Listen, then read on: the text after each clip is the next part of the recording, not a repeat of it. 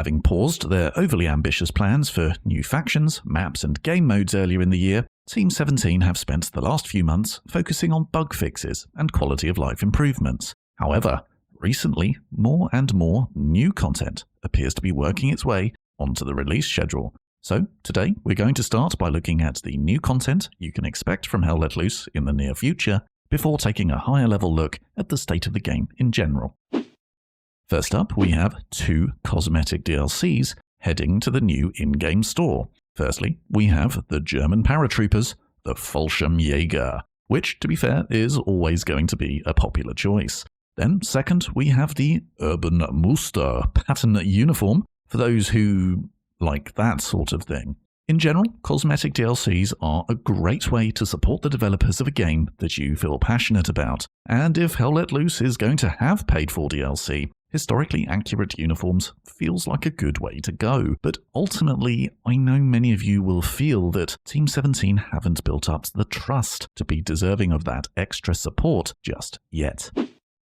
Continuing with the uniform theme, we have desert uniforms for both the British and German forces in North Africa. At last! Let's be honest, these should have been part of the British Forces update when it originally released, but better late than never. Let's just hope we don't see a desert rat running around Foy with his nipples freezing off.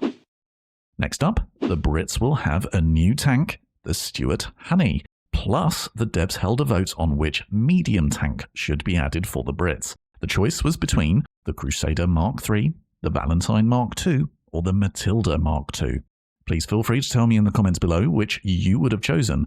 Personally, I voted for the Matilda, as it's just one of my favourite tanks in general, but the Crusader won the vote by a country mile, so we can expect that to be hitting the battlefield soon. It seems fair to highlight that being able to vote on new content was a pleasant surprise, and I hope we get to vote on other such things in the future. Hint hint, Team 17, ask the community what they want, hashtag BoatyMcBoatface, but seriously, keep the votes coming.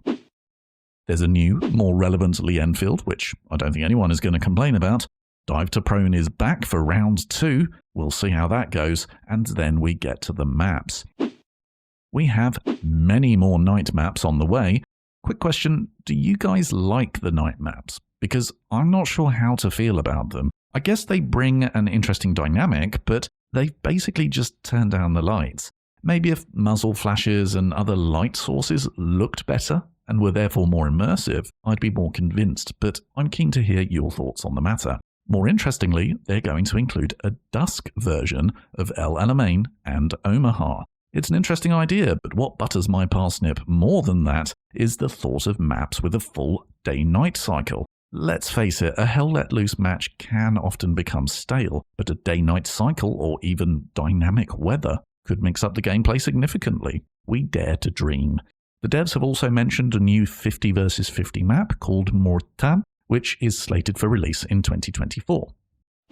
I'm sure we can agree that's a fair amount of new content on the horizon, and I suspect most of us secretly want a whole bunch of new content for Hell Let Loose, but the reality is there is so much left to fix first. Now, credit where credit is due, fixing the grenade bug and the loadout bugs are big wins. Support for ultra-wide monitors has made a few players very happy, and creating the practice range is a step in the right direction too. But none of those should have been a problem in the first place, and the to-do list just to get Hell Let Loose into a good state of repair is still rather long, albeit shorter than it was. We need free look. VoIP needs to actually work. The practice range is nice, but give us a proper tutorial to help with the new player retention. We need better sound quality so the weapons don't sound like a granddad's fart. A copy-paste from Postscriptum would be nice there. And the bloody bipod placement still drives me crazy. The list goes on, but the good news, however, is that the devs have recognized basically all of these issues in their recent dev blogs. And because they've already fixed a bunch of issues, such as the grenade bug, I'm actually starting to believe them when they say they're going to fix something, which is an unusual feeling for a Hell Let Loose player. So at least some of these issues should be dealt with before the end of the year. But even if they were all fixed, there are still big issues that need to be addressed, and I fear that as we move into 2024, new content such as new factions or new maps will be given priority over fixing these big issues. Armor desperately needs a rework, and not just to improve the tanker experience. The surrounding infantry need to feel like they're in the presence of an armored beast. The sound, the weight, whereas currently a panther gets stuck on a leaf. And the overall game mechanics for capturing points, spawning, the resources, etc., they were fine when the game was in early access, but they are starting to show their age. Medics need to be made more viable. The suppression system could be improved. Just look at what they did over in Squad. They have at least mentioned they're looking at artillery, perhaps self-propelled artillery as an alternative to the current setup, but nothing has yet been confirmed. The devs would do well to realize that throughout the chaos of the last few months, it was the core gameplay that kept the game going. It just works. It's fun. So to neglect that core gameplay in favor of new content would be at best unwise. I do appreciate the if it ain't broke, don't fix it mentality, but that needs to be tempered with realizing that the current system isn't perfect, it's not changed for a long time, and there's a lot of potential for improvement too. In other news, the game's Steam rating has returned to very positive, both all reviews and recent reviews. That is a big deal, so let's take that win. But if you look at the player numbers, well, they tell a different story. It's not looking great, and I'm sure Team 17 are looking at these player numbers and are thinking that they need a decent content update to get the numbers back up.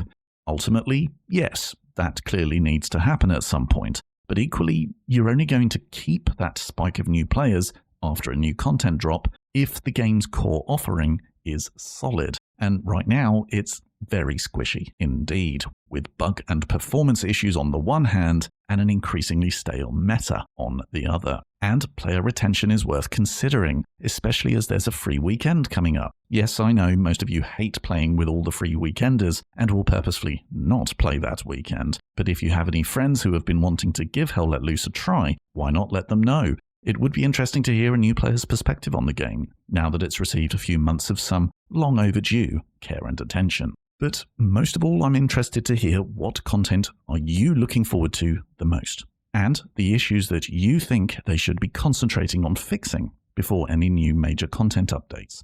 Look, it's easy to be overly skeptical in these situations. One look at the cesspit of Reddit or Steam comments will show you that.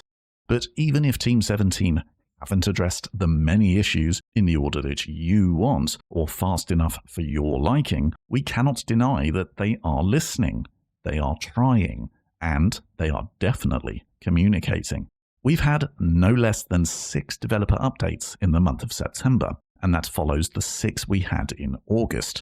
Not bad when compared to other games such as Foxhole, which has had a measly 4 developer updates throughout all of 2023, and then there's Company of Heroes 3, which had a few developer updates, but nobody seems to give a shit anymore. I just pray that Hell Let Loose doesn't go down the same path. But looking at the communication and bug fixing in the last few months, I'm feeling cautiously optimistic about the direction of Hell Let Loose for the first time in a long time. See ya.